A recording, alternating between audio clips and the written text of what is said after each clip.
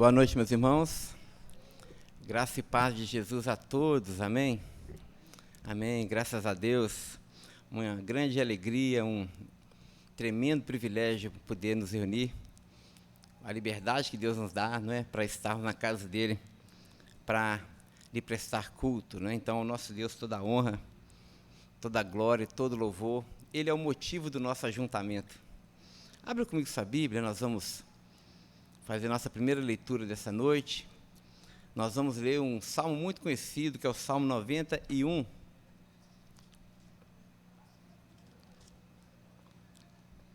Salmo 91.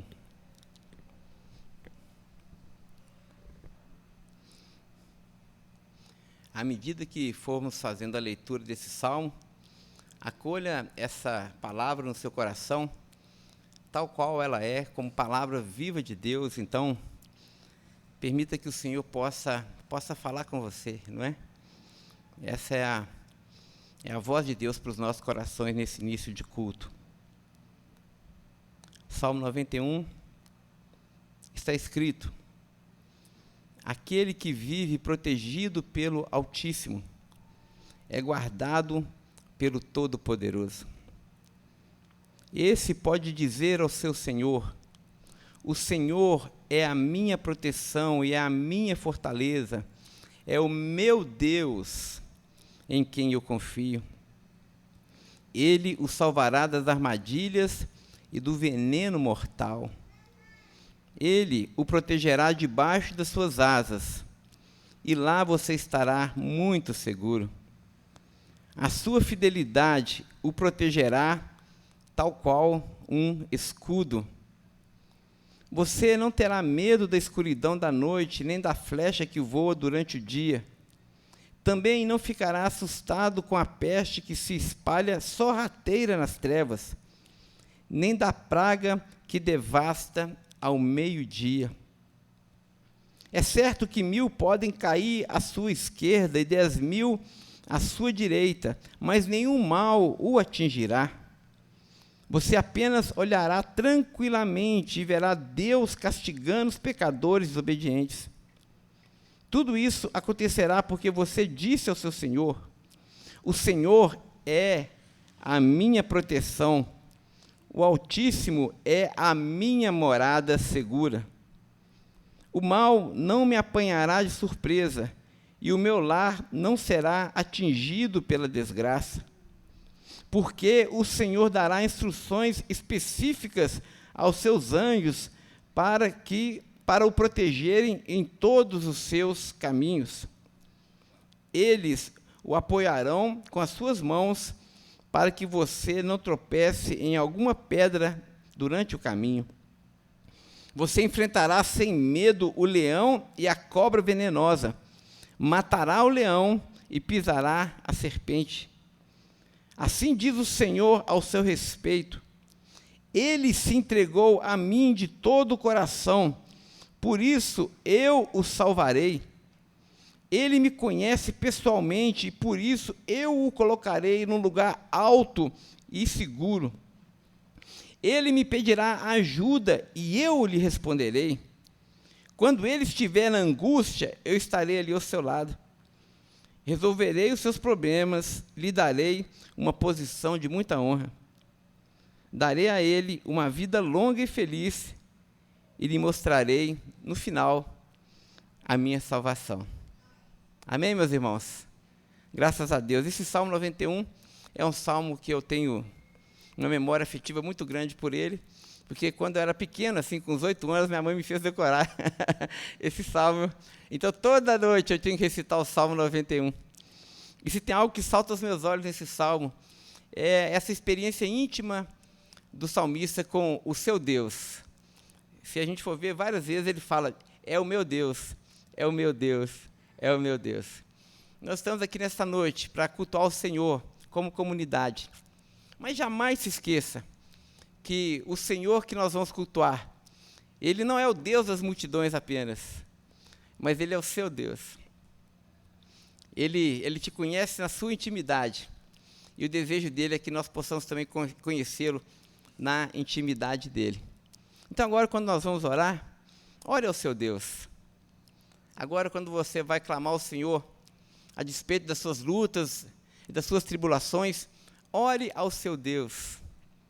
Agora, quando você deseja que Ele responda, saiba que o seu Deus está com os ouvidos atentos à sua oração.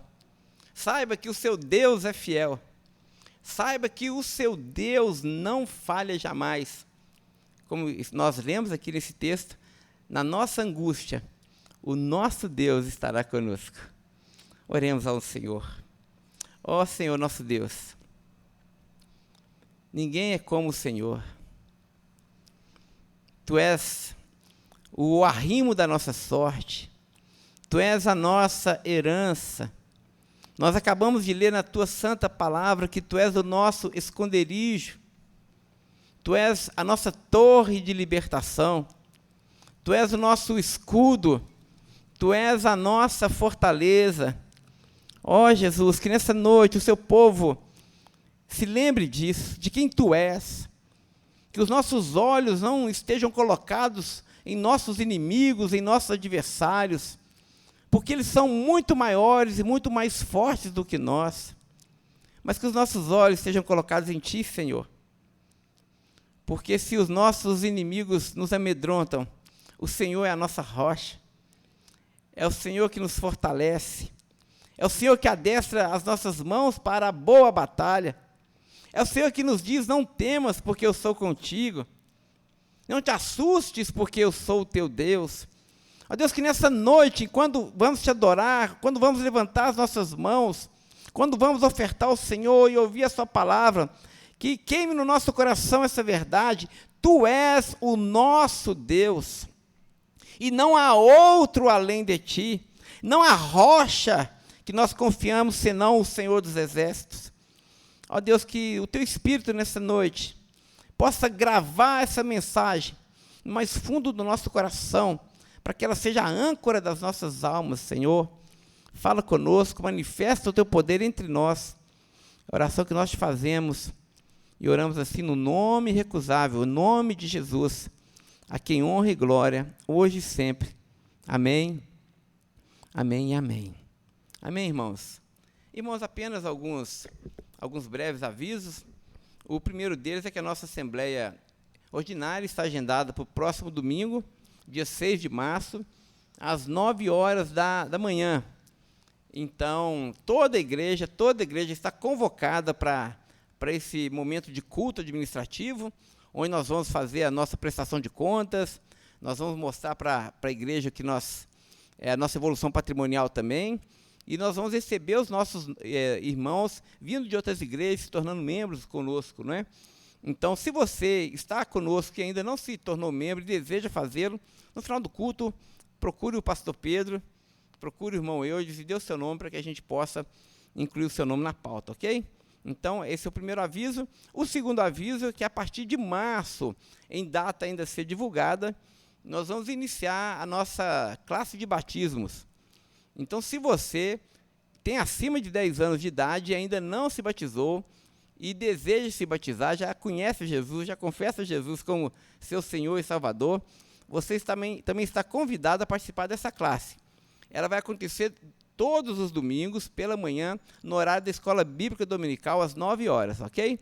Então, se você também deseja participar dessa classe, ao final do culto, procure a irmã Viviane e dê o nome para ela, e aí a gente vai reservar. A gente precisa saber o número exato, irmãos, para a gente poder reservar o material certinho, então não deixe de se inscrever. E o último aviso que a gente vai dar é que amanhã nós estamos convocando toda a igreja a partir das 19 horas da noite para uma reunião de oração aqui na igreja. Nossa reunião vai começar às 19 horas e nós vamos terminar às 10 horas da noite. E, irmãos, deixa eu compartilhar aqui uma inquietação. Nós precisamos orar. E precisamos orar muito, muito pelo mundo, orar muito pelo nosso país, orar muito pelo povo de Deus, orar muito pela Betel. E se você, assim como eu, sente essa angústia, sente essa urgência e essa necessidade, todo crente deveria sentir isso, né? E se você puder estar conosco, grave aí na sua agenda, amanhã, às 19 horas, nós vamos nos reunir. Possivelmente entraremos pelo portãozinho e vamos nos reunir aqui na cantina.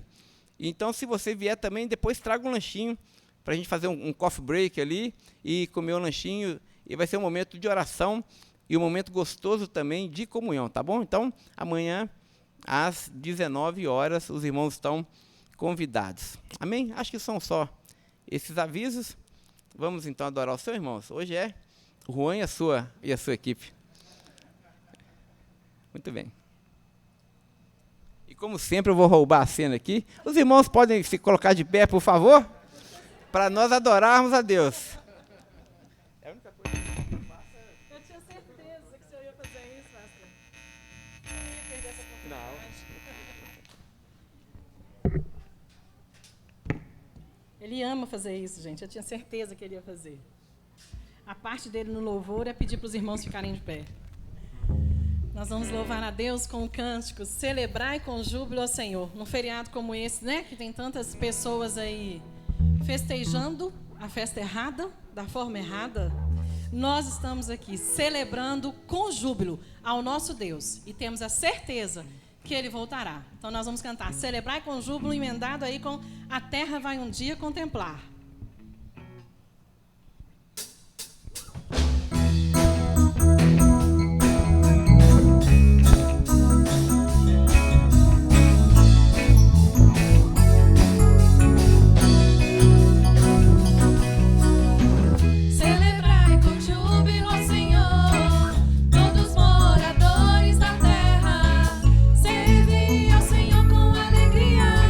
Apresentai-vos a Ele com cântico.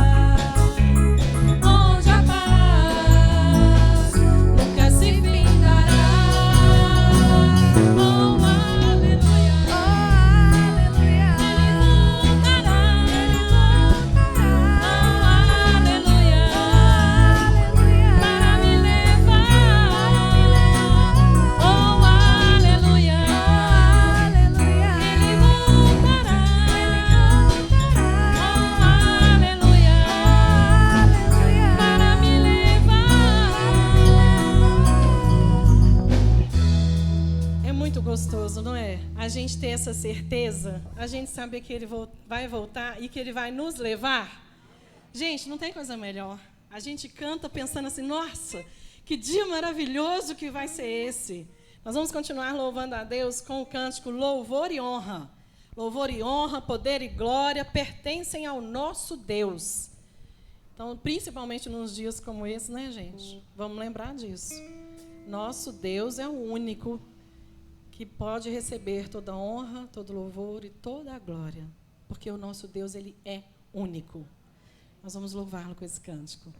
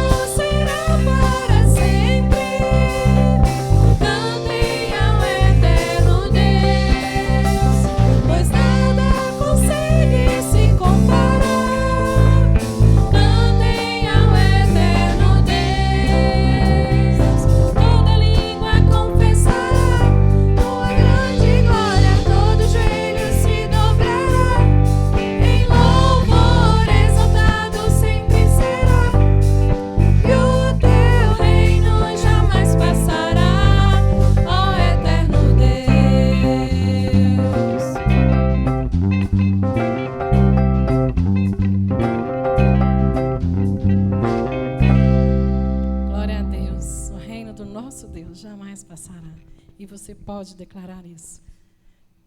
Nós vamos louvar a Deus com um cântico que nos lembra da unção dEle.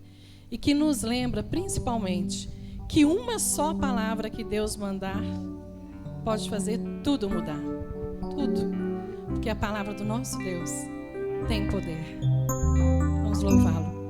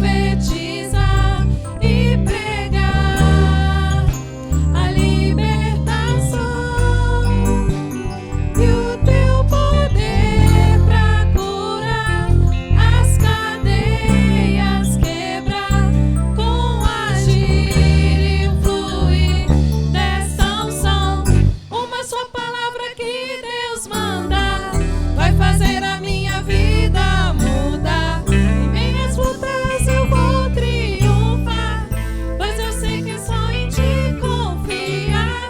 Se o inimigo quiser me combater, não há nada que me faça temer. Não importa o que enfrentarei, com unção imbatível serei.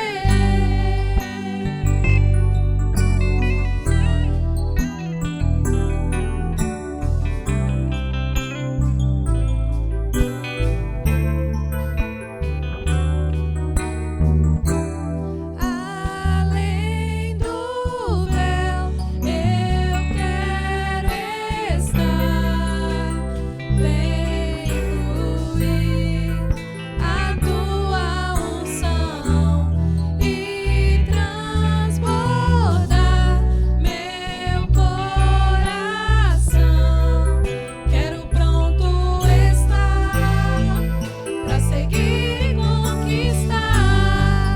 Renova a unção sobre mim para profetizar e pregar a libertação e o teu poder pra curar as cadeias, quebrar com agir e fluir dessa unção. Uma só palavra que Deus manda vai fazer a minha vida mudar. Em meias lutas eu vou triunfar, pois eu sei que é só em ti confiar. Se o inimigo quiser me combater, não há nada que me faça temer. Não importa o que enfrentarei, com a unção imbatível serei.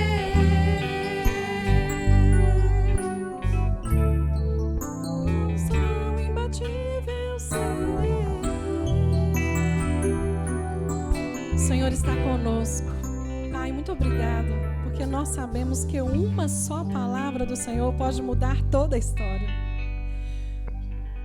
Pode mudar a tua história nas nossas vidas, pode mudar a tua história no mundo.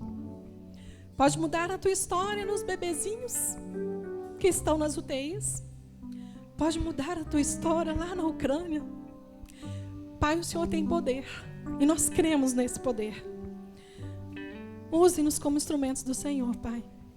Em qualquer momento, em qualquer lugar. Em nome de Jesus que eu oro. Os irmãos podem assentar 2 minutinhos, porque nós vamos ver um vídeo. Nós vamos conseguir? Talvez sim, talvez não. Um pequeno vídeo de 2 minutos de um missionário que está na Ucrânia. Nós estamos no momento de missões mundiais. Nós estamos orando pelos nossos missionários em missões mundiais. Nós estamos contribuindo também, né, com missões mundiais. E recebemos esse vídeo ontem e queremos compartilhar com a igreja.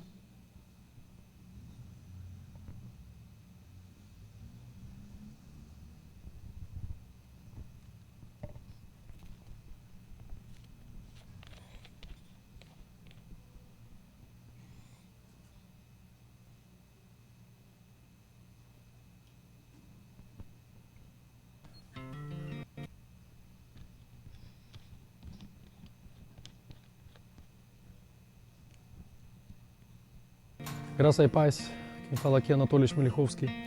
Eu sou missionário da Junta de Missões Mundiais aqui na Ucrânia. Nós queremos agradecer de coração a cada irmão brasileiro e irmã brasileira que nesses últimos dias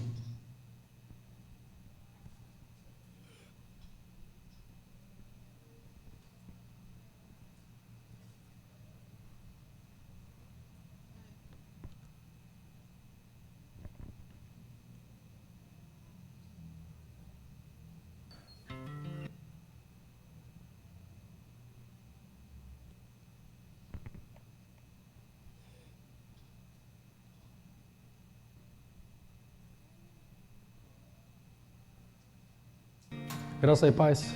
Quem fala aqui é Anatoly Shmelihovsky. Eu sou missionário da Junta de Missões Mundiais aqui na Ucrânia. Nós queremos agradecer de coração a cada irmão brasileiro e irmã brasileira que nesses últimos dias tem orado pela Ucrânia, pela igreja, pela nossa nação. Nós vivemos um momento muito crítico. Entendemos que depois da Segunda Guerra Mundial, o efeito daquilo que o Mr. Putin está fazendo é uma coisa muito devastadora, mas o povo ucraniano está em pé, o exército ucraniano está em pé, e graças a Deus a gente está ouvindo as informações que a cidade de Kiev foi liberta, pelo menos para essa hora que eu estou gravando esse vídeo. Mas o que eu quero dizer para vocês, amados irmãos, muito obrigado pelas orações. Nós sentimos a diferença quando a Igreja de Cristo ora, todo mundo unido, e a gente sente isso na nossa situação aqui. Então, por favor, continuem orando pelos missionários, orando pelas igrejas. O povo está um pouco com pânico, mas a situação está sendo controlada. Nós estamos perto da fronteira com a Polônia e eu vou tentar com minha família agora atravessar a fronteira e a gente está pensando já nos próximos planos como ajudar os refugiados e com certeza haverá uma necessidade, em primeiro lugar em oração, segundo lugar em recursos materiais, e a gente vai estar em contato com a nossa junta e com as igrejas da Polônia, o que a gente pode fazer ajudando as pessoas. Por isso, por favor, atendem esse vídeo e mais uma vez, obrigado por estarem conosco. Que Deus abençoe vocês. Desde a Ucrânia, Anatoly Shmelihovsky. O nosso tema de missões mundiais esse ano é Viva a Compaixão. Com certeza você já ouviu muito sobre sentir compaixão, ter compaixão. Mas eles pensaram bem pensados, eles estão nos sugerindo viver compaixão. E antes, eles pensaram isso tudo antes disso acontecer. Nós precisamos sentir a dor que eles estão sentindo. Nossos missionários estão lá. E eles não querem voltar, eles querem ajudar as pessoas que estão lá a se sentirem protegidas, levar as pessoas para os abrigos. Eles se sentem responsáveis por aquelas pessoas. Esse missionário esteve no Brasil, fez um seminário no Brasil, por isso fala tão bem o português. Mas é nosso papel, irmãos, orar por eles. E ele várias vezes fala, eu tenho visto outros vídeos dele, vocês não podem deixar de orar por nós, porque a oração de vocês é que tem nos sustentado aqui. Então, não vamos nos esquecer disso.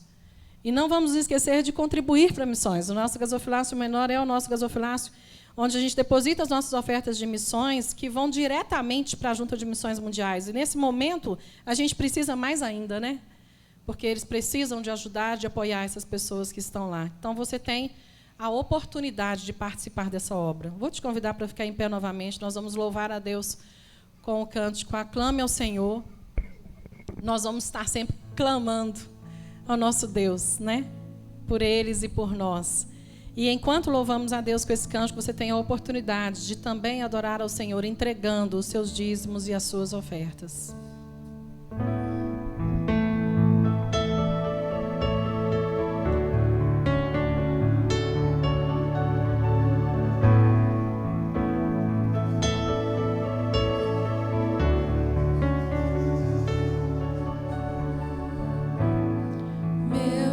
Jesus, Salvador, outro igual não há. Todos os dias quero louvar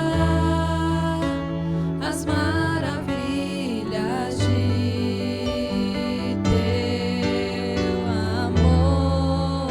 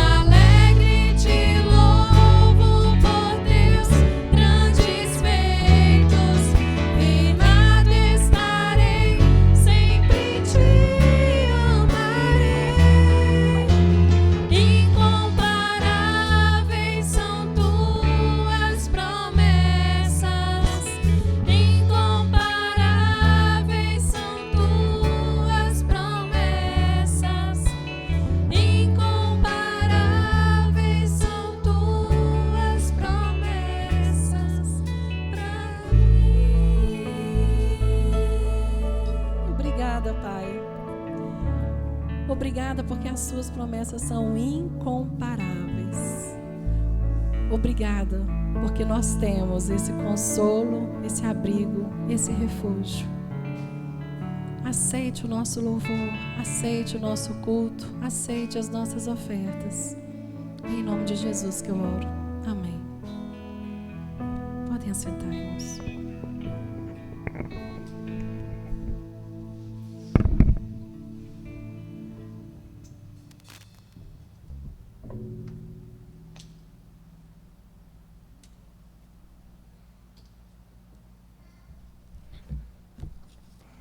Graça e paz.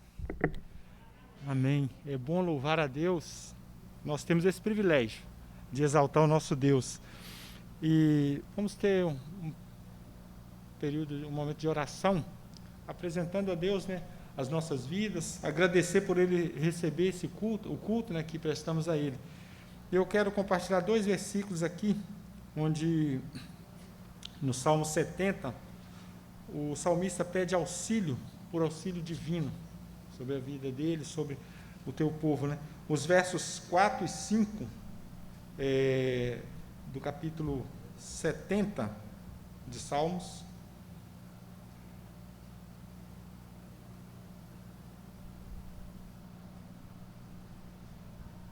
Ele diz o seguinte: mas regozijem-se e alegrem-se em ti todos os que te buscam.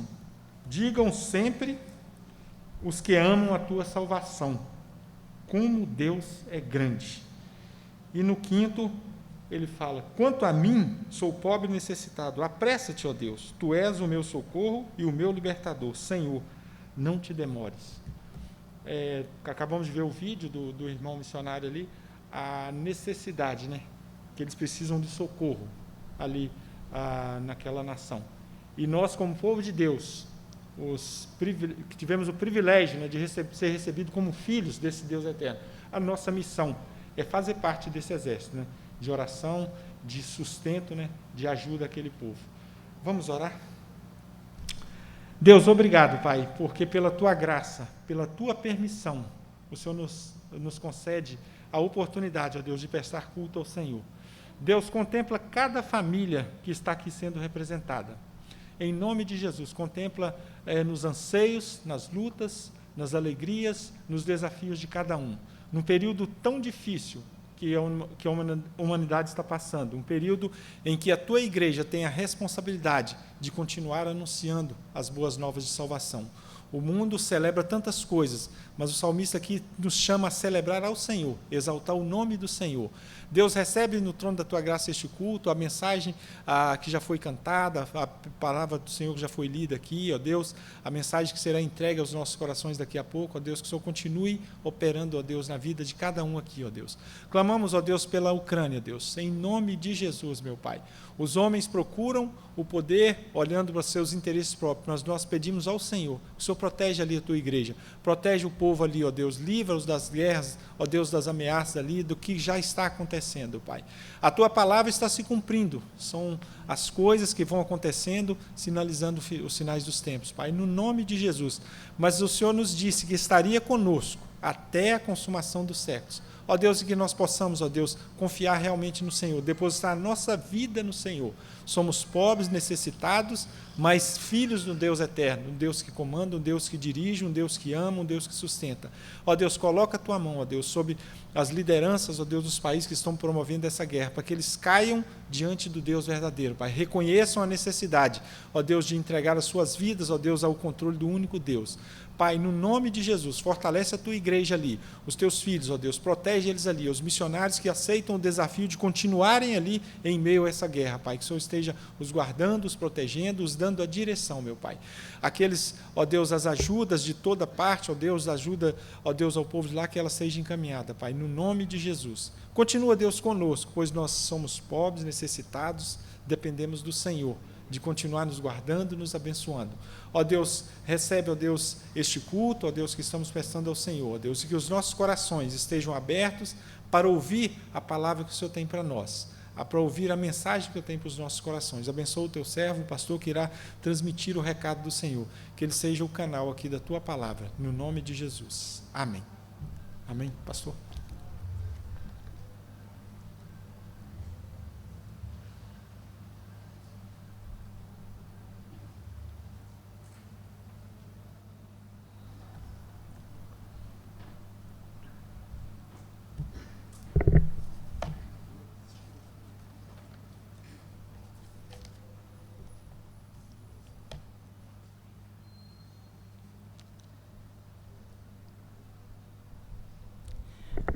Mais uma vez, irmãos, boa noite, Deus abençoe a todos. Antes da gente estudar a palavra aqui, eu só gostaria de reconhecer algumas pessoas que estão nos visitando. Estou vendo ali o Reginaldo, né? Reginaldo e Luciana. Deus abençoe, Reginaldo, Luciana, sejam bem-vindos. Estou vendo ali o pai da irmã Suelen. Muito bem, o vovô aí, né? Está se preparando agora para mais uma netinha, né? Que momento gostoso. Deus abençoe, viu? Muito bem, eu acho. Estou vendo aqui também, nós temos aqui a irmã Elizabeth, do lado dela, Silvana, isso, né? Seja bem-vinda, Silvana. Deus te abençoe, viu? Abençoe muito. Muito bem, graças a Deus. Vamos estudar a Bíblia, meus irmãos? Vamos? Abre comigo, então, em Tito, capítulo 1.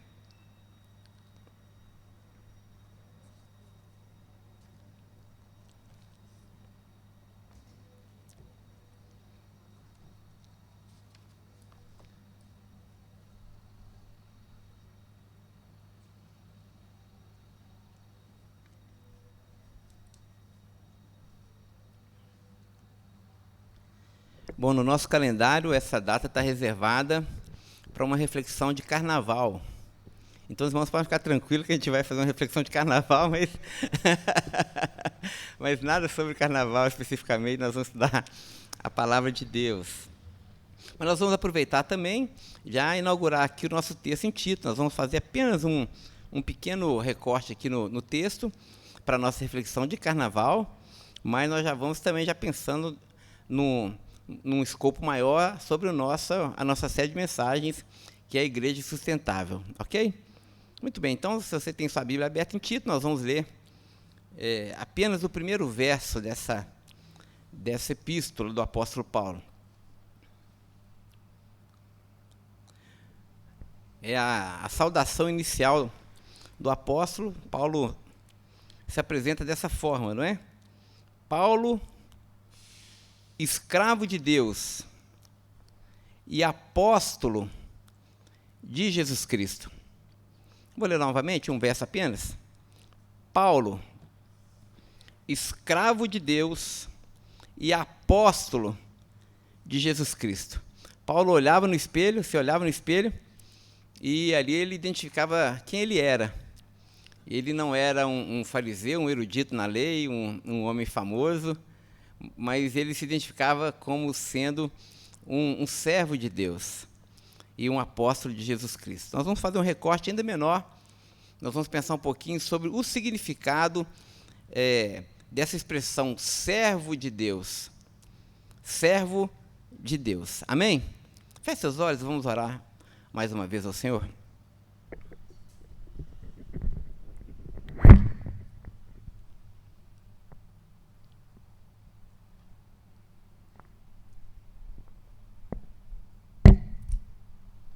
Muito bem, peço ao Senhor que fale a cada um de nós, e que pela sua misericórdia a sua palavra possa nos alcançar nessa noite.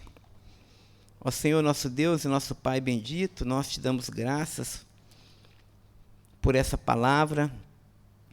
Reconhecemos a nossa pequenez, reconhecemos, Senhor, a nossa limitação, reconhecemos a necessidade que temos e a dependência, Senhor, que temos do Teu Espírito.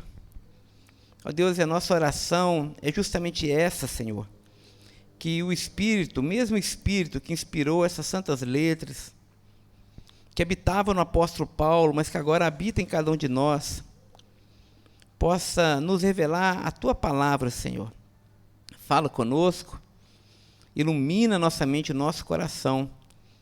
É a oração que nós te fazemos, Senhor, e oramos no nome de Jesus. Amém.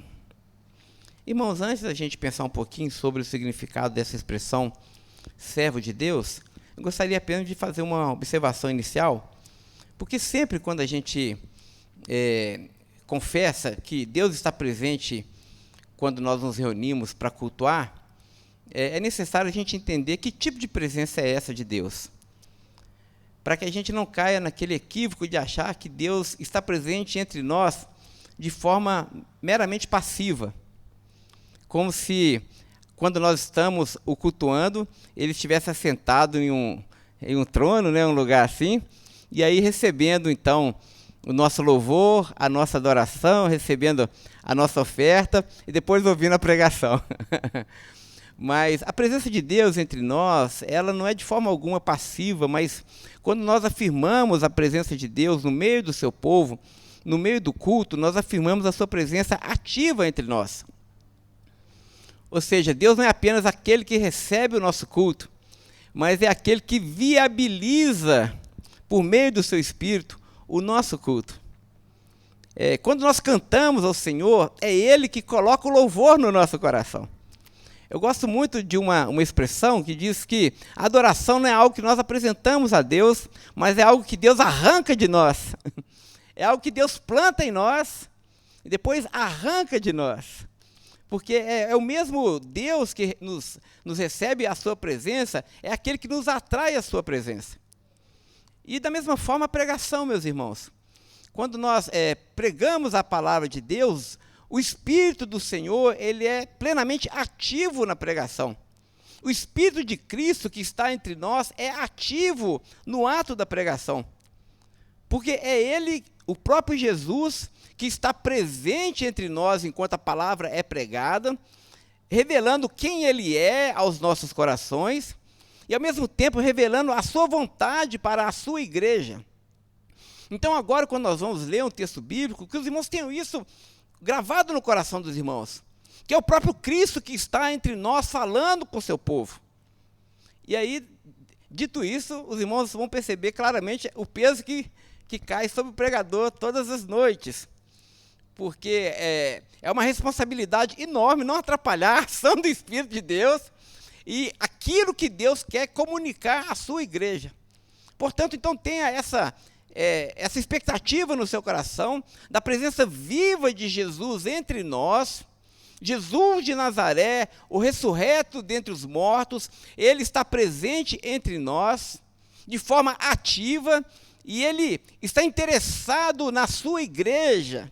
E ele está interessado em falar à sua igreja, em se revelar à sua igreja, revelar a sua natureza, revelar os seus propósitos, revelar quem ele é, mas ao mesmo tempo revelar os nossos corações, revelar os nossos ídolos, porque a palavra de Deus é dada a cada um de nós para nos exortar, para nos consolar e para nos edificar. Então receba a palavra de Deus nesta noite, não como a palavra do pastor Pedro, mas como palavra de Deus ministrada ao seu coração, e julgue essa palavra pelo Espírito que Deus tem colocado em você. E assim você promove um lugar fértil, um terreno fértil, para que essa palavra possa cair no seu coração e possa produzir os seus efeitos. Muito bem, dito isso, nós lemos aqui o primeiro verso. Paulo se identificava como sendo escravo de Deus. Muito bem.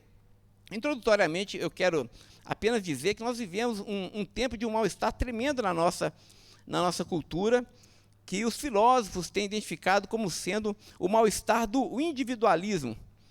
Esse individualismo é justamente esse período na história onde nós, afirmando a nossa autenticidade, né, nós achamos que ser autêntico, portanto, afirmar a nossa individualidade, que é algo saudável, é o sinônimo também de viver uma vida livre de qualquer compromisso moral ou submissão a uma ordem superior. Ou seja, quando nós falamos do individualismo, nós não estamos negando que existe algo bom na questão da nossa individualidade, algo que deve ser afirmado. As nossas liberdades individuais são algo muito importante para nós, inclusive é uma afirmação bíblica, mas quando nós falamos do individualismo, nós falamos dessa absolutização do ser humano. Quando nós nos colocamos no centro de todas as coisas e passamos, então, a viver uma vida de acordo com aquilo que dá na nossa cabeça e explodimos com qualquer amarra moral que possa restringir a nossa liberdade. Falamos aqui já no ano passado sobre esse homem sentimentales, esse homem pós-moderno que é dirigido pelos seus sentimentos. E nós vimos que esse homem sentimentales, ele quer se sentir bem, ele quer ser agradado a qualquer custo. Então, o preço que se paga pelo individualismo hoje é esse homem pequenininho, é esse fragmento de homem que vive e habita num universo pequeno demais e passa toda a sua existência buscando o quê? Buscando ser agradado. Nós vimos também no ano passado que dentro dessa cultura, então, do sentimentalismo, a palavra sacrifício se tornou uma palavra quase que uma heresia. O sacrifício não é algo apenas que deve ser evitado porque é pesado demais, mas dentro da nossa cultura, você sacrificar os seus desejos por um ideal maior se tornou algo moralmente errado. Ou seja, você existe para o seu próprio prazer, para a sua própria alegria. Então, esse é o mote aí do individualismo. Eu existo para ser feliz. E aqui vai uma coisa interessante, irmãos, porque essa coisa de ser feliz, que pegou tanto na nossa cultura, e que parece uma mensagem libertadora, se tornou num espaço de escravidão para nós. Porque hoje você é obrigado a ser feliz. E se você fala para a pessoa que você está se sacrificando por um ideal maior, você se torna o bobo da corte. Parece que esse mundo obriga você a explodir com todas as amarras, com tudo que te prende, para que você seja livre no modelo concebido por esse mundo e que você busque a sua felicidade, que sempre é sinônimo de você, então, viver de acordo com seus próprios critérios. Eu queria ler aqui para os irmãos, de forma muito rápida, um texto muito interessante de um filósofo canadense chamado Charles Taylor.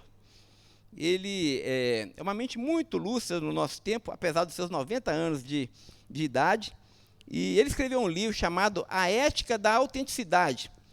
Ele fala muito, então, sobre esses mal-estares do nosso tempo, e ele, então, falando sobre o individualismo, ele vai dizer o seguinte, ele vai dizer que ele está se preocupando com muitas coisas dentro da nossa cultura, e uma delas é sobre o individualismo. Ele vai dizer: a primeira fonte da minha preocupação é o individualismo. E ele vai dizer, é claro que o individualismo também denomina o que muita gente considera a maior conquista da civilização moderna. Ou seja, você lutar pelos seus direitos e ser você mesmo, ser autêntico, buscar a sua felicidade, é visto como uma conquista na nossa civilização hoje. Nós vivemos em um mundo no qual as pessoas possuem o direito de escolher por si mesmas o próprio modo de vida, de decidir conscientemente quais as convicções deve abraçar, de determinar o formato da vida em uma série de maneiras que seus antepassados não podiam controlar. E esses direitos geralmente são defendidos por nossos sistemas legais, e, em princípio, as pessoas não são mais sacrificadas às demandas de ordem supostamente sagradas que as transcendem. O que o Taylor está dizendo é justamente um resumo da nossa introdução. Ele está dizendo que esse mundo agora, ele diminuiu o ser humano, o individualismo, então, ele diminuiu o ser humano e tornou o ser humano apenas agora um ser atômico que busca a sua felicidade e não se importa mais com os ideais que transcendem a sua existência. Ou seja, o homem voltado para dentro de si, como diz o Lutero, o homem curvado para dentro de si, se tornou agora senhor do seu destino. Se tornou o centro agora da sua existência, o motivo da sua existência. E sendo ele o pivô da sua existência, o centro, todas as outras coisas da realidade devem, então, gravitar ao seu redor. E aí nós podemos elencar a família, nós podemos elencar a esposa, os filhos, o trabalho, a igreja e o próprio Deus. Você se torna o centro, o Senhor, da sua vida, e todas as coisas agora passam a existir para te agradar. Lembrando que o homem do nosso tempo, o homem sentimentales, ele busca ser agradado. Irmãos, e é nesse sentido, né, da nossa introdução, que ser escravo de Deus, como o apóstolo Paulo vai dizer, ele vai usar essa expressão, Paulo, servo de Deus, e essa palavra servo é a palavra grega doulos, que significa literalmente isso, escravo de Deus.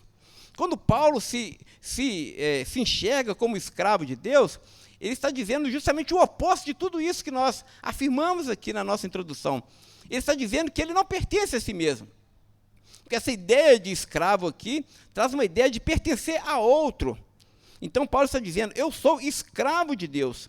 Então, nesse sentido, essa afirmação de Paulo, ou a maneira como Paulo se via, é uma afirmação para lá de contracultural. É remar contra a maré do nosso tempo. Enquanto lá fora, todos os outdoors, quando você liga a sua televisão, quando você sai às ruas, quando você sai e vai ao shopping center, quando você liga ali o seu celular, todo esse mundo parece gravitar em torno de você, porque você é um cliente desse mundo, então você precisa ser agradado de todas as formas, enquanto a cultura do nosso tempo coloca você no centro das atenções, essa afirmação de Paulo dizendo que ele não pertence a si mesmo, que ele não existe para a sua própria alegria, mas agora se enxergando como escravo de Deus, é de fato contracultural. Paulo reconhece que Cristo possui o total governo sobre a sua vida, e nada é mais importante para ele do que obedecer ao seu Senhor. O que seria uma afirmação para lá de natural entre nós, todos nós deveríamos dizer um sonoro amém a essa palavra do apóstolo Paulo, a essa posição do apóstolo Paulo, mas me parece que essa identidade do apóstolo Paulo, ela não apenas escandaliza o nosso mundo, mas ela também escandaliza hoje a igreja. ela é indigesta entre nós. Muito bem, eu quero fazer aqui também um breve contraste entre a filosofia do nosso tempo e o que diz a palavra de Deus, né? Irmãos, nós estamos encharcados na nossa cultura e isso é inevitável. Imagine que você seja um peixinho, ok? E o peixinho vive na água, não é? Não sei se você já parou para observar um aquário. Alguém já é doido como eu, assim? Já parei para observar o peixinho e ficava vendo o peixe nadando.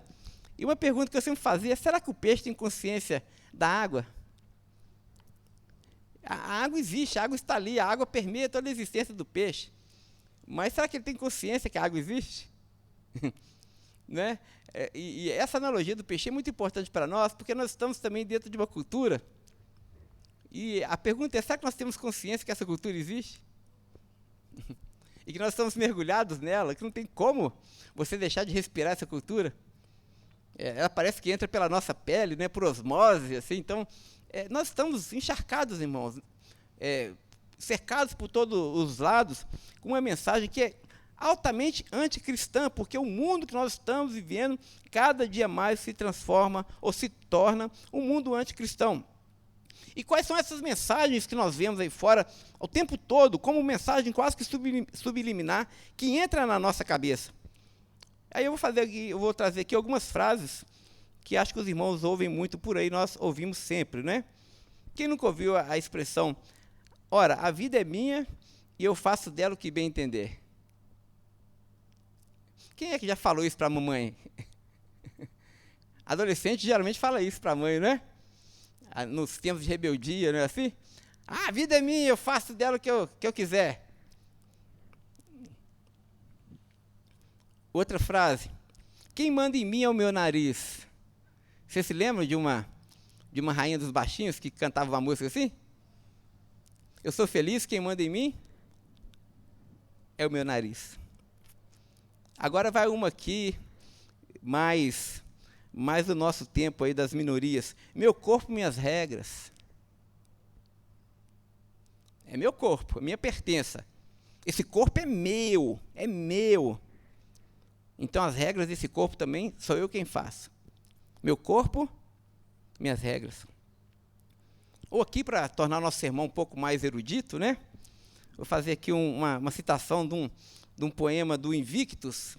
A parte final ele diz assim, sou o senhor do meu destino e sou o condutor da minha alma. Olha que frase assim, que dá para você aquela elegância necessária para que você seja orgulhoso. Sou o Senhor do meu destino. Sou o condutor da minha alma. Em outras palavras, irmãos, o individualismo abriu espaço para o homem ser aquilo que ele deseja ser, mesmo que seja levar uma vida tola, ou para dizer aqui, usar a expressão do Kierkegaard, que é um filósofo dinamarquês, uma vida desapaixonada, medíocre e egoísta. Então, o individualismo, ele viabilizou qualquer tipo de vida que você deseja ser. E se você deseja ser um completo idiota, você pode ser. Se você deseja ser um tolo, você também pode ser. Se você quer imbecilizar o seu comportamento e ficar recebendo um tanto de inutilidade da sua mente, você tem o direito, porque o individualismo te dá esse direito. Porque, afinal de contas, a vida é sua. E você faz dela o que bem você entende. E ninguém tem nada com isso. Que se exploda o mundo. Muito bem. Mas só que nós somos o povo de Deus. É verdade, nós vivemos nesse mundo, mas nós não somos desse mundo. Portanto, nós precisamos ouvir não os filósofos desse mundo, não a sabedoria desse mundo, que Paulo vai dizer, inclusive, que é mundana, animal e demoníaca. Aliás, Tiago fala isso. Nós precisamos ouvir a palavra de Deus e o que Cristo pensa da sua igreja e o que Deus deseja para nós. E qual é o desejo de Deus para nós? Eu vou citar aqui Deuteronômio 10, verso 12 em diante, quando o Senhor diz: agora, ouça, Israel, o que o Senhor teu Deus, olha que coisa mais gostosa de novo, o que o Senhor, o seu Deus, quer de você? Somente que você tema ao seu Senhor, o seu Deus, que viva de maneira agradável a Ele, e que o ame e o sirva ao Senhor seu Deus, de todo o seu coração e de toda a sua alma. Obedeça sempre aos mandamentos e decretos do Senhor que hoje lhe dou para o seu próprio bem. Irmão, só um parênteses, né? Olha que coisa muito aconchegante e gostosa. Deus está dizendo: obedeça aos meus decretos e aos meus mandamentos para o seu próprio bem. É um pai falando para o filho, não é? Deus não quer que nós obedeçamos, irmãos, porque ele é vaidoso, porque ele é inseguro, porque ele é um megalomaníaco. Não, Deus quer que nós obedeçamos para o nosso próprio bem, gente. Nós precisamos crer nessa palavra do Senhor. Ele quer que nós o sirvamos e nos curvemos diante dele em obediência. Não é para que ele apenas seja exaltado, mas é para o nosso bem. Porque nós precisamos confiar nos cuidados amorosos de Deus a nosso respeito. Então, os mandamentos e decretos do Senhor que hoje lhe ordeno, cumpra-os para o seu próprio bem. E aí ele vai fazer uma afirmação que nos interessa muito nessa noite. Ele vai dizer algo muito importante, vai dizer: os mais altos céus, lembre-se disso, os mais altos céus e a terra, e tudo que nela há, pertencem ao Senhor, o seu Deus. Nós não nos pertencemos, nada nesse mundo nos pertence, pertence ao Senhor, seu Deus. Eu leio o Salmo 24, verso 1, um texto muito conhecido que diz: do Senhor é a terra e a sua plenitude, o mundo e os que nele habitam. Nós pertencemos a Deus, irmãos. Tudo que diz respeito a esse mundo pertence a Deus, meus irmãos. Cada átomo nesse universo pertence ao Senhor nosso Deus. Cada estrela, cada fio de cabelo na nossa cabeça, cada fôlego nosso, o ar que nós respiramos, o tempo que Deus nos dá, a saúde dos nossos corpos, o nosso patrimônio, o nosso dinheiro, os nossos bens tangíveis, os nossos bens intangíveis, tudo que temos, que somos e aquilo que seremos um dia, pertencem ao Senhor, nosso Deus. Do Senhor é a terra e a sua plenitude, as suas abundâncias, o mundo e os que nele habitam, sobretudo de forma exclusiva o seu povo. Eu quero ler também 1 Coríntios capítulo 6, versos 19 e 20, que diz: acaso vocês não sabem que o vosso corpo é templo do Espírito Santo, que habita em vós, proveniente de Deus, e que vocês não são de vocês mesmos? Deixa eu ler de novo esse texto. Acaso vocês não sabem que o vosso corpo é templo do Espírito Santo? Portanto, Deus está interessado nos nossos corpos. E olha o que Deus está dizendo de forma autoritativa, de forma muito séria. Ele está dizendo: o corpo de vocês é templo do Espírito Santo que habita em vós. Esse Espírito vem de Deus e vocês não pertencem a vocês mesmos. Portanto, os nossos corpos não pertencem a nós. Os nossos corpos pertencem ao Senhor. O último verso, eu quero ler Mateus 16, 21. Palavras de Jesus, ele vai dizer: se alguém quer vir após mim, negue a si mesmo, e agora tome a sua cruz e siga-me. Portanto, meus irmãos, a mensagem contracultural do Evangelho é essa. Trocando aqui em miúdos tudo que nós falamos, nós afirmamos como igreja de Jesus que há apenas um só Senhor. A Luciene falou aqui no louvor, né? Nós somos lembrados diariamente, constantemente, que há apenas um só Senhor. Não é isso que está escrito lá de forma muito clara no Shema, Deuteronômio 6? Falamos isso semana passada. Ouça, ó Israel, o Senhor vosso Deus é o único Senhor, não há outro. Então nós afirmamos aqui, em alto e bom tom, há apenas um só Senhor, nós cremos nisso. E esse Senhor é dono dos céus e da terra, tudo lhe pertence. Somos seus servos, somos seus escravos, para usar uma expressão aqui do apóstolo Paulo. Portanto, nós não somos donos da nossa vida ou da vida do outro. Nós não temos o direito sobre a nossa vida, meus irmãos. E também não temos o direito de escravizar a vida do outro. Porque a vida do nosso próximo, seja no útero ou fora do útero, pertence ao Senhor nosso Deus. Não somos donos da nossa vida ou da vida do outro.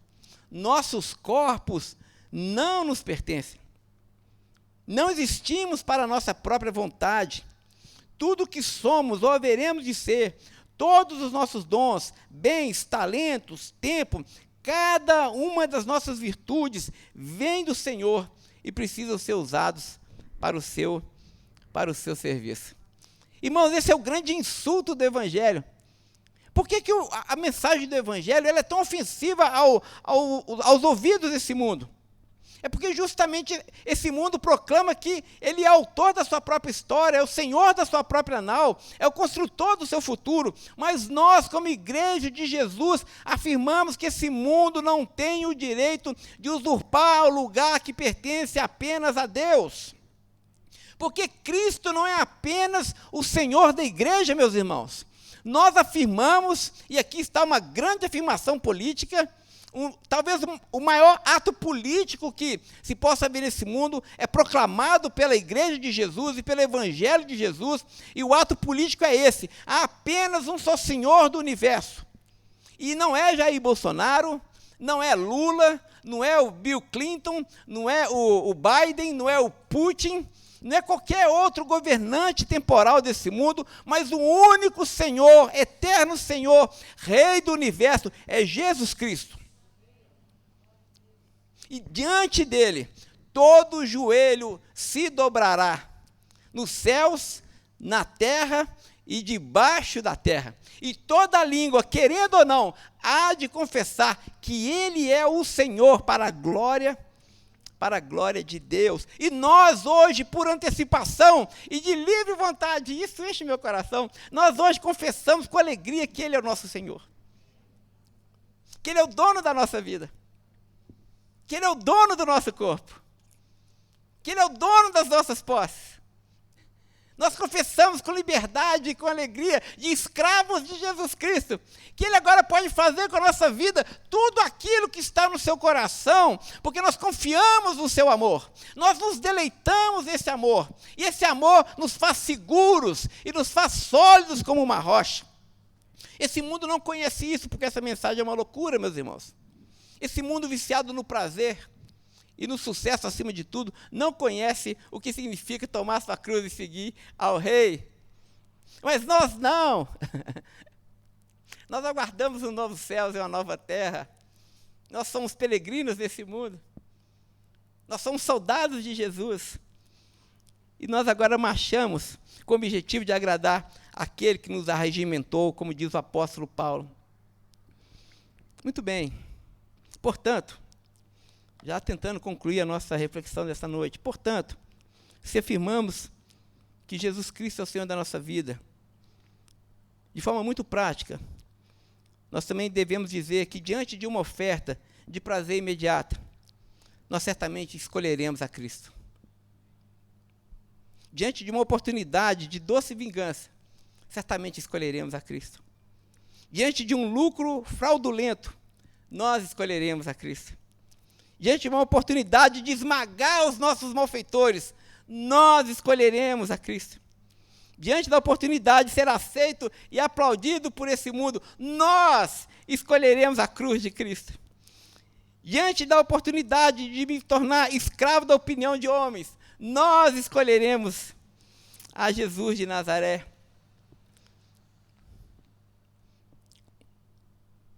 E aqui, meus irmãos, eu gostaria de fechar lembrando aos irmãos algo que falou muito ao meu coração. Nessa minha semana de estudos da Palavra de Deus, nós estamos estudando, eu e Viviane, o livro de Juízes. E a Viviane me chamou a atenção para algo que ela leu no livro do Tim Keller, porque se os irmãos estão familiarizados ali com o texto de Juízes, os irmãos vão ver que Deus estava sempre visitando o povo e castigava o povo, e o povo clamava ao Senhor e se arrependia, Deus mandava um libertador, e aí o povo era liberto, e aí o povo passava 40 anos ali de tranquilidade. Mas algo que o Tim Keller vai dizer é o seguinte, que ele vai falar quais eram os motivos que levavam Deus a castigar o povo. Isso chama muito a nossa atenção e merece aqui o nosso cuidado em pensar. Deus castigava o seu povo ali no período de Juízes, preste atenção, não porque o povo desobedecia totalmente a sua lei, mas Deus castigava o povo ali no período de Juízes, porque o povo obedecia parcialmente à lei de Deus. Vou repetir, para ficar mais claro. O castigo de Deus vinha sobre o povo, não era porque o povo era 100% desobediente a Deus. O castigo de Deus vinha sobre o povo porque o povo era parcialmente obediente à vontade de Deus. Ou seja, a vida de devoção do povo era assim meio pedra, meio tijolo. Eles obedeciam mais ou menos a Deus. E para dizer de uma forma ainda mais clara, o compromisso do povo chegava apenas até onde ele era conveniente, ele era confortável. Porque Deus dava ordens específicas para o povo, para que o povo obedecesse a ele, e o povo, dentro daquilo que era conveniente para ele, o povo obedecia. Mas quando eles se defrontavam com uma ordem de Deus que não era muito conveniente, ou não era confortável, o povo desobedecia a Deus. Então eles escolhiam que parte da vontade de Deus eles iriam obedecer, e qual parte da vontade de Deus eles iriam desobedecer. E por isso Deus, então, castigou o povo. O Tim Keller vai dizer que Deus rejeitou essa entrega mais ou menos do povo. Ou somos quentes ou somos frios, os mornos, Deus certamente irá vomitar da sua boca. E aqui, irmãos, para a nossa reflexão final, gostaria que pensarmos justamente sobre isso. Nós estamos falando sobre igreja sustentável. E essa igreja sustentável é uma igreja que se preocupa com as futuras gerações. Eu não tenho dúvida, meus irmãos, que a nossa fidelidade a Cristo hoje, ou a nossa frouxidão ao senhorio de Cristo hoje, vai impactar de forma profunda as futuras gerações. Ou seja, se eu hoje obedeço parcialmente à vontade de Deus, se Cristo é um Senhor mais ou menos da minha vida, se eu entrego a Deus apenas aquilo que me é confortável e conveniente, se eu entrego aos cuidados de Deus apenas aquelas áreas que eu sei que vai ser conveniente para mim, mas recolho aquelas outras que eu acho que Ele não vai ser tão bom, se a minha obediência a Cristo é apenas quando me é confortável, se o tempo que eu gasto com o meu Senhor é apenas o que me sobra, se eu apenas oferto a Deus quando eu tenho abundância, se apenas eu busco a Deus nos momentos da minha angústia, e quando eu estou em bonança, eu me distancio dele, se essa é a fidelidade que eu presto ao meu Senhor, as futuras gerações certamente estarão comprometidas. Porque se a minha fidelidade a Deus não é 100%, não é tudo, meus irmãos, para Deus não serve. Ou damos tudo para o nosso Senhor, e confiamos integralmente nele, ou damos a ele o nosso coração, ou damos a ele todos os nossos afetos. Nós vimos semana passada, Deus está interessado nos nossos afetos, Deus está interessado no nosso coração, ou nós confiamos integralmente nos cuidados de Deus, na fidelidade de Deus, no seu amor e na sua graça, e então descansamos no seu caráter, ou então, se a nossa obediência é apenas naquelas áreas que nos sentimos confortáveis, Deus irá rejeitar a nossa religiosidade.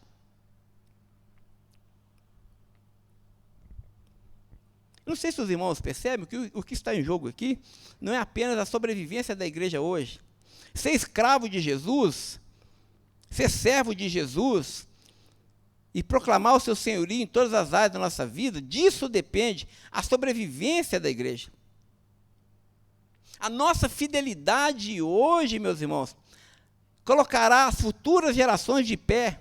Mas se caímos hoje, por conta do nosso individualismo, por conta da nossa obediência meio pedra e meio tijolo, as futuras gerações cairão conosco. Mas se formos fiéis hoje ao Senhor nosso Deus, e olharmos no espelho, assim como o apóstolo Paulo olha para o espelho, e se vê como escravo de Cristo, e vivermos de fato a vida cristã sem concessões, sem condescendência, sem apenas quando eu estou disposto a viver, mas se nós damos tudo para o nosso Senhor. E quando a palavra de Deus diz tudo, é tudo mesmo, gente. Se nós abrimos tudo, mão de tudo por causa de Cristo, se nós vivemos assim, as futuras gerações receberão a graça de Deus por causa da nossa fidelidade. Irmãos, por que nós estamos vivos aqui hoje e com as portas abertas dessa igreja? Porque os nossos antepassados entenderam isso.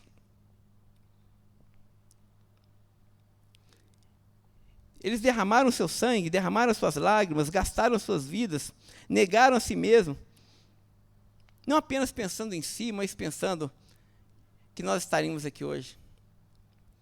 Eu gostaria que a Betel entendesse isso de uma forma muito radical, que se formos fiéis ao nosso Senhor hoje, e proclamarmos que Jesus é o Senhor da nossa vida em todas as áreas, que o nosso corpo pertence a Ele, que o nosso dinheiro pertence a Ele, que o nosso tempo pertence a Ele,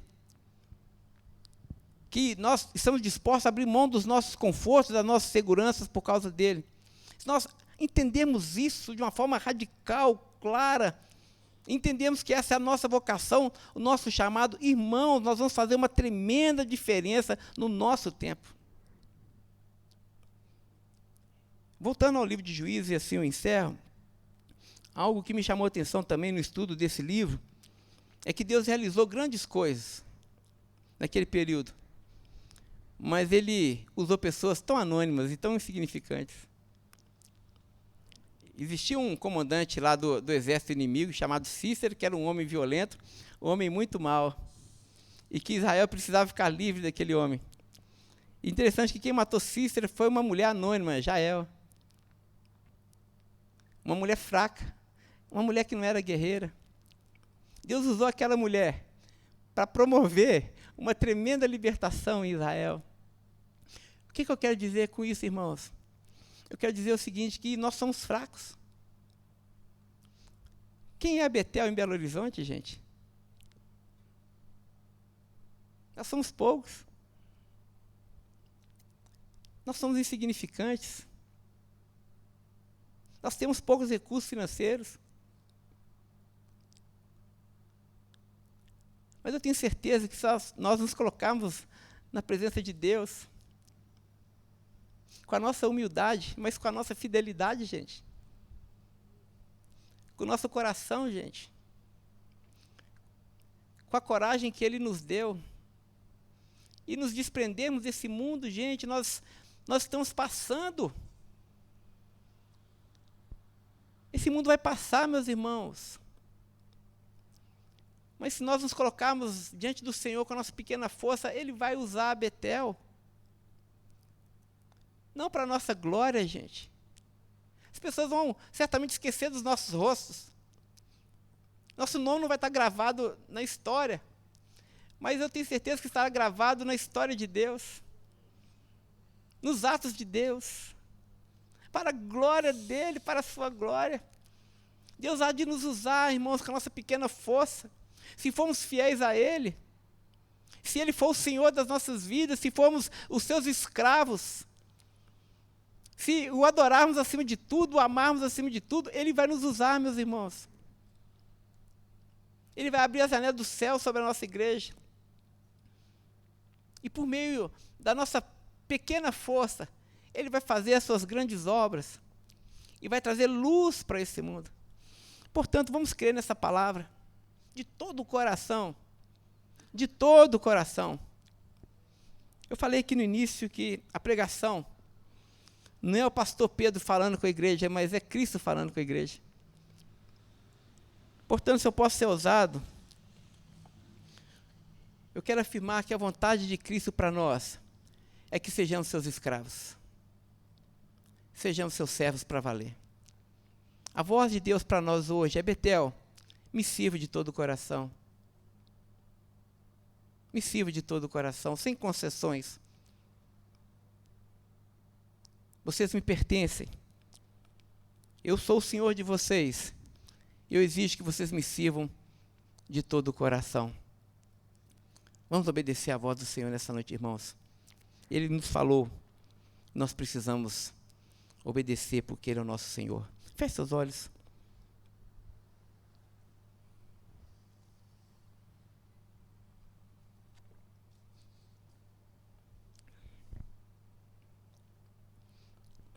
Deus não vê a nossa aparência, gente.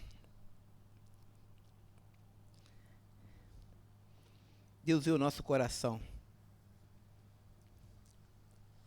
Deus não está à procura de grandes homens e grandes mulheres, dos poderosos, dos ricos, dos grandes desse mundo. Ao contrário, Deus escolheu as pequenas coisas. Deus escolheu aqueles que nada são para confundir os que são. Vale que ninguém se glorie na sua presença. Estamos diante de uma escolha nessa noite, meus irmãos. Ou afirmamos o nosso individualismo, que nós somos o Senhor do nosso destino. E que a nossa vida nos pertence, nós vamos vivê-la da forma como nós bem entendemos. E que Cristo é apenas um apêndice, apenas um produto na prateleira de consumo da minha história. Ou então, assim como o apóstolo Paulo, nessa noite nós afirmamos que Ele é o nosso Senhor. Amo, mestre, absoluto Senhor. E que nós somos seus escravos. Cristo nos chama nessa noite a afirmar que nós pertencemos a Ele. Reconhecemos o seu senhorio sobre nós. Que os nossos corpos pertencem a Ele. Que os nossos bens, dons e talentos, nosso tempo, pertence ao nosso Senhor. Ele não se contenta apenas com a parte da nossa obediência, mas Ele pede a nossa obediência total e restrita. Ele pede que nós o obedeçamos acima de todas as coisas, que sejamos leais a Ele, acima de qualquer outra lealdade. E quando nós estivermos diante das nossas tentações, que possamos escolher a Cristo. Quando nós estivermos diante dos nossos prazeres, que possamos escolher a Cristo. Que possamos renunciar a todos os nossos ídolos do coração e que possamos escolher a Cristo. É essa palavra de Deus que temos diante de nós nessa noite. Nós precisamos reagir a ela. Ou confessamos a Jesus, ou nós não confessamos a Jesus.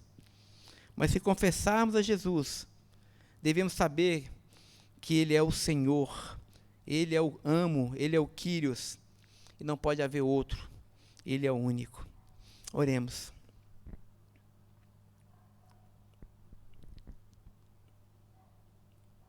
Entregue sua vida ao Senhor. Está escrito: filho meu, dai-me o seu coração. Entrega tudo. Ele está aqui. E a sua presença é ativa entre nós. Louvado seja o seu nome. Nessa noite, Senhor, nós reconhecemos e confessamos justamente isso, que Tu és o Senhor. Ressurreto dentre os mortos, Tu és o Senhor.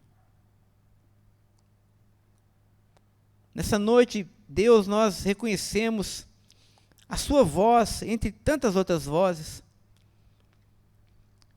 Nós reconhecemos de forma clara a Sua ordem para nós.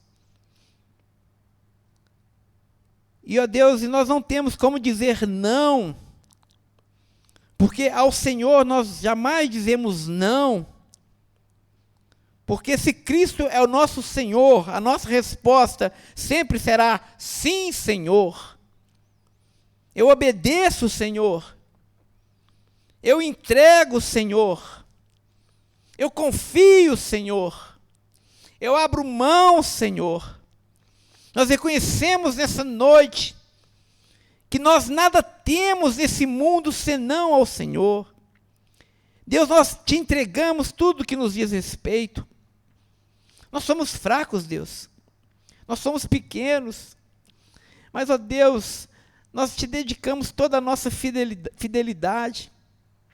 Tudo que somos, tudo que temos, para o louvor da Sua própria glória.